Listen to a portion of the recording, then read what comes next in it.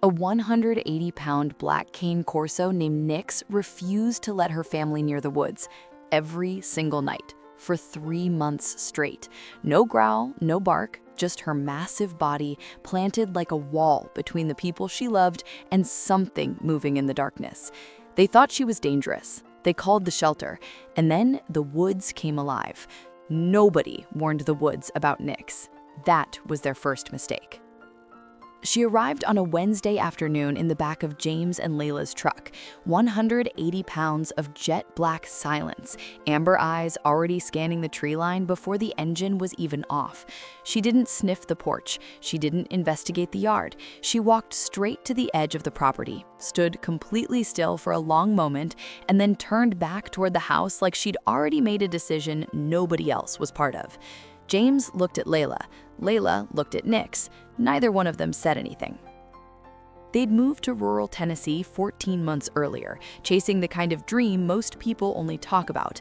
35 acres, dense forest on 3 sides, a farmhouse that needed work but had good bones, no neighbors within shouting distance, the kind of quiet that city people romanticize, until the nights get long and something starts moving through the trees that doesn't sound like deer. It started small. Feed missing, a gate left open that James was certain he'd latched. Then the tracks, wide, heavy, pressed deep into the mud along the eastern fence line. Too big for coyotes, too deliberate for strays. Their neighbor Dale, a man who'd worked that land for 40 years and didn't spook easily, drove over one morning with his hat in his hands. "Lost 3 goats last week," he said quietly.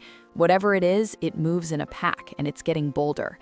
James started sleeping lighter. Layla stopped sleeping much at all. They didn't need a pet. They needed something that understood darkness the way darkness understood itself.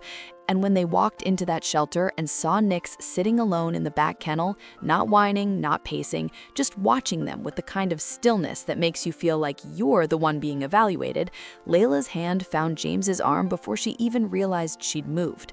That one. The shelter worker hesitated.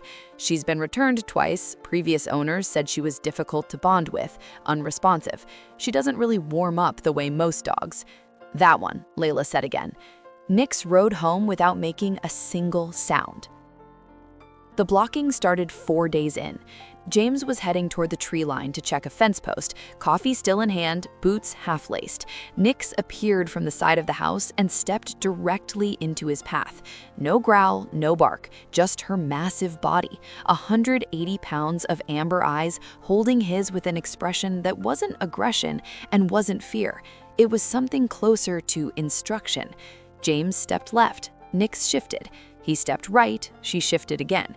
He tried the firm voice he'd used with every dog he'd ever owned. Nyx looked at him like a surgeon looks at someone suggesting the wrong incision. Patient, certain, immovable. He went back inside. "I see you still haven't subscribed. Honestly, that breaks my heart. Hit that button right now, because what this dog had been doing alone in the dark will change the way you think about loyalty forever." It became a pattern. Every morning, any movement toward the tree line, Nyx materialized and held the line. She wasn't aggressive. She never snapped, never lunged. She simply refused with her whole body, her whole weight, her whole ancient and focused attention to let them through. At night, she didn't sleep.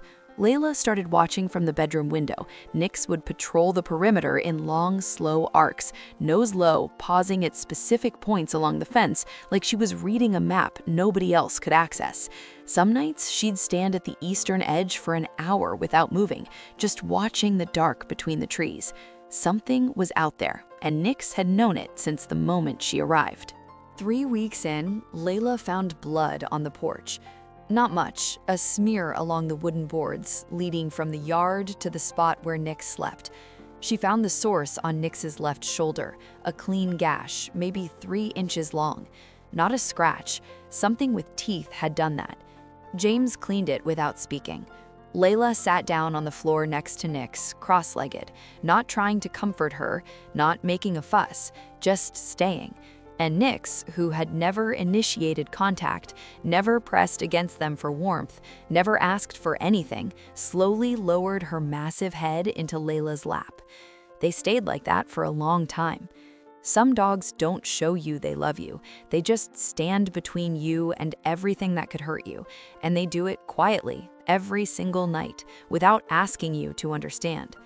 "She's not blocking us," Layla said finally. "She's blocking whatever is already out there." James didn't answer, but that night he placed a trail camera at the edge of the eastern fence line. What it captured made him sit down at the kitchen table and not speak for a full minute. Every night for the past 3 weeks, between 1 and 3 a.m., a pack of large feral dogs had been moving the perimeter. 12 animals on the first night, 15 on the third. Organized, methodical, testing the fence line the same way a predator tests an enclosure, looking for weakness, looking for a way in. And every single night, Nix was already there waiting for them. Not chasing, not retreating, just standing, holding the edge, alone. On the 19th night, they came through. James heard nothing at first. No warning sound, no build-up, just Layla's hand on his arm at 2:31 a.m., squeezing hard, her voice barely above a breath. "Listen." He heard it then. Movement in the yard, multiple animals, close, fast. He grabbed the flashlight and threw open the back door. Nix was already in the yard, positioned at the center of the property, completely still. The pack circled the outer edge, shadows moving between shadows, eyes catching the flashlight beam in brief amber flashes. James counted 11, maybe more. For a moment, nothing moved. Then Nix took one single step forward. It was enough. The circling stopped. One by one, like a tide pulling back, the shapes retreated into the tree line. Within 30 seconds, the yard was empty, silent. Nothing left behind but the impression of paws in the mud and the sound of Nix's steady breathing. She walked back to the porch, lay down across the threshold, and closed her eyes. James stood in the doorway with the flashlight still shaking in his hand. Layla appeared beside him, fingers wrapped around his arm. Neither of them said anything for a long time. Nix never needed them to understand her. She never asked for their trust, never performed for their affection, never tried to convince her she was worth keeping. She just did what she came to do, quietly, completely, every single night, and she did it whether they were watching or not. That's the thing about real guardians. They protect you because you notice. They protect you because they can't do anything else. Nix wasn't cold, she was committed, and if you've ever loved something quietly without needing it to know, you already understand her. Would you have trusted Nix before that 19th night, or would she have been gone long before she ever got the chance to prove herself? Tell me in the comments.